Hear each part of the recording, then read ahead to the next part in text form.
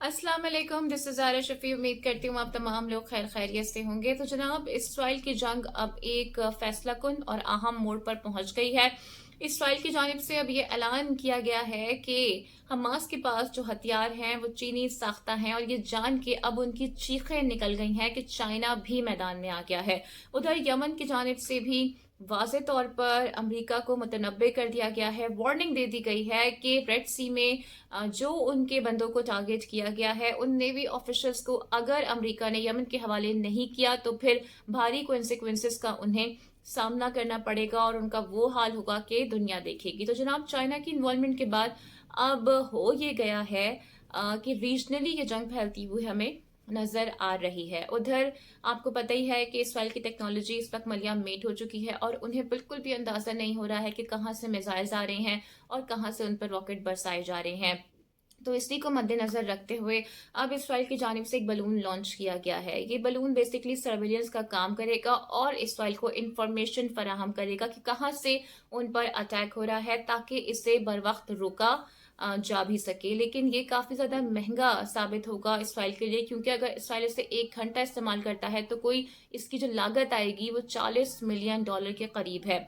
और इंटरेस्टिंगली 7 अक्टूबर को भी इसे इस्तेमाल करने की कोशिश की गई थी, लेकिन ये बुरी तरह से नाकाम हुआ था, जिसके बाद इसकी परफॉर्मेंस पर काफी ज्यादा सवालात भी खड़े हो गए थे। लेकिन अब चूंकि इसराइल के पास कोई और जरिया नहीं है टेक्नोलॉजी का, इसलिए इसी पर रिलाई किया जा रहा है। उधर हमास, हिजबुल्लाह, यमन, ईरान और जितनी बड़ी ताकतें हैं ये मिशन बना चुकी हैं कि इस बलून को तबाह करना है। अगर ये बलून तबाह हो जाता है तो आप इमेजिन नहीं कर सकते हैं कि इसराइल के साथ फिर क्या होगा, क्योंकि उसके पास अब कोई भी टेक्नोलॉजी का दूसरा रास्ता नहीं बचा है। आयरन डूम पहले ही बुरी तरह से नाकारा हो चुका है। इसके अलावा जी, यमन की जानिब से भी बड़ा ऐलान कर दिया गया है, और उन्होंने कहा है कि ये हमले इस वक्त तक नहीं रुकेंगे जब तक इसराइल अपना गाजा में जो नाजायज कब्जा है इसे ख़त्म नहीं कर देता है। और इसराइल ने देखा जाए तो एतराफ़ जुर्म भी कर लिया है, और वो ये मान गया है कि उनकी जानिब से यमन के भी लीडर्स को और हमास के भी कुछ लीडर्स को शहीद किया गया है।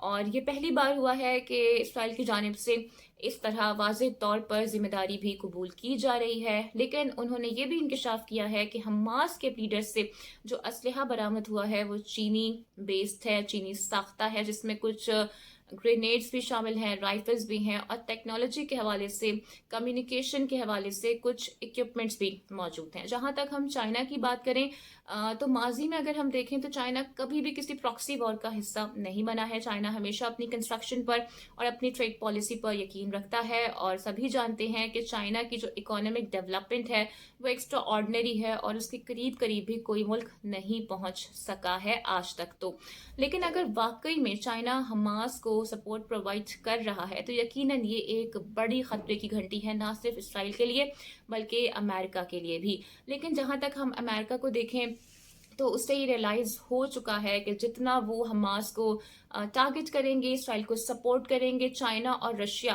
हमास को उतनी ही हेल्प प्रोवाइड करेगा, उतना ही असलहा प्रोवाइड करेगा, उन्हें इतनी ही बैकअप सपोर्ट देगा। इस वजह से हम ये देख रहे हैं कि अमेरिका इसराइल से अब कुछ डिस्टेंस बनाता हुआ, कुछ किनारा करता हुआ भी नजर आ रहा है। फिर पेंटागन की एक रिपोर्ट मंजर आम पर आई थी जिसमें ये बताया गया था, और अमेरिका ने एतराफ़ किया था कि अमेरिका चाइना से कोई 15 से 20 साल के दरमियान पीछे है टेक्नोलॉजी के एतबार से। और इसमें तो कोई दो राय नहीं है कि चाइना के पास जो सबसे बड़ा हथियार है वो उनकी ट्रेड है, और दुनिया का कोई ऐसा मुल्क नहीं है जो उनके साथ ट्रेड नहीं करना चाहता हो। इसकी बड़ी वजह यही है कि चाइना के जो प्रोडक्ट्स होते हैं वो सस्ते भी होते हैं, मयारी भी होते हैं, और फिर टाइमली हमें मिल भी जाते हैं। लेकिन इसके बावजूद भी अब चाइना की जानिब से एक बहुत बड़ा ऐलान मंजर आम पर आ गया है, और जिसने न सिर्फ अमेरिका की बल्कि इसराइल की चीखें भी निकलवा दी हैं, बल्कि हम यूं कहें कि उनके पैरों तले ज़मीन निकाल ली है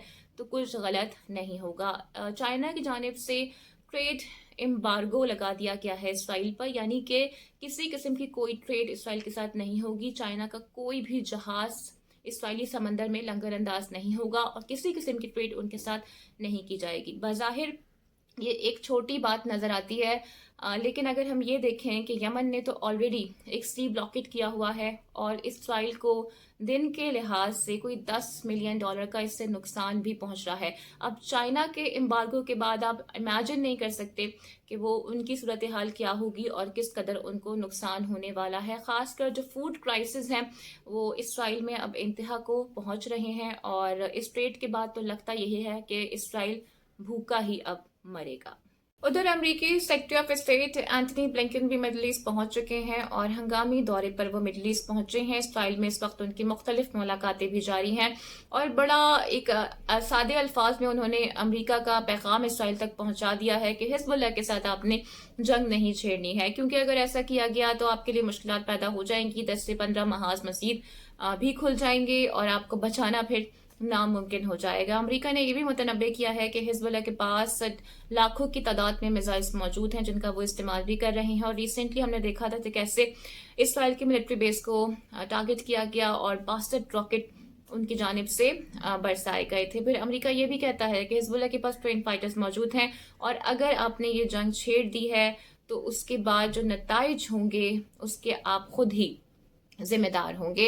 अमेरिका की जानिब से ये भी वाज़ेह कर दिया गया है कि अब हिजबुल्लाह 2006 का हिजबुल्लाह नहीं है बल्कि एक बड़ी ताकत बन चुका है और इस बात का मुशाहिदा तो हम खुद भी कर सकते हैं कि अमेरिका इस वक्त कदरे एक कमज़ोर पोजीशन में नज़र आ रहा है। इसका अमली मुजाहरा भी हमने देखा कि कैसे रेड सी में यमनीस के हाथों हुसीस के हाथों उन्हें मज़ाहिमत का सामना करना पड़ा है और हुसीस रोजाना की बुनियाद पर ही अमेरिकन शिप्स को टारगेट भी कर रहे हैं और कैटेगोरिकली वो ऐलान कर चुके हैं कि ये मामला उस वक्त तक जारी रहेगा जब तक इसराइल अपना कब्जा गजा से ख़त्म नहीं कर देता है। इसके बावजूद भी अगर इसराइल की जानिब से ऐसी कोई गलती की गई या मिलिट्री इंटरवेंशन किया गया तो फिर उसके नताइज क्या होंगे इसका अंदाज़ा लगाना बिल्कुल भी मुश्किल नहीं है। क्या हिजबुल्लाह उनका हशर करेगा वो दुनिया देखेगी। तो उम्मीद करती हूँ कि आज की वीडियो आपको पसंद आई होगी। Don't forget to like and subscribe my channel. Video को लाइक और शेयर आपने लाजमी करना है। अगली वीडियो में फिर आपसे मुलाकात होगी, लेकिन एक काम जो आपने करना है वो ये है कि मुझ समय जितने भी लोग फ़लस्तीन से मुतालिक कंटेंट बना रहे हैं प्लीज़ उनकी वीडियोस को लाइक करें, शेयर करें, चैनल को सब्सक्राइब करें, उनको सपोर्ट करें ताकि इस प्रोपेगेंडा वॉर में इस फाइल को हम उसके अंजाम तक पहुँचा सकें। टेक केयर, अल्लाह हाफिज़।